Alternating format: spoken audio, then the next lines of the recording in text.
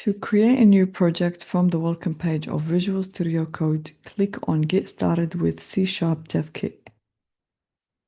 Scroll down and choose to create your .NET project. Then click on Choose Project Template. Click New Project, and then choose Console App.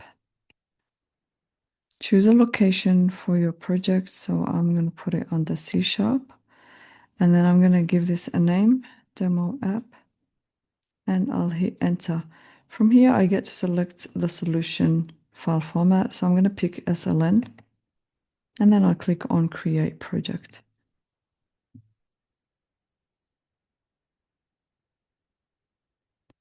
Now we'll see the project has been created. I'm just going to expand this folder and open program.cs. And then we have our program there. So let's give it a run. I'm going to open a new terminal and then I'm also going to navigate into demo, the folder, the nested folder, demo app. And then from here, I'll type in .NET run.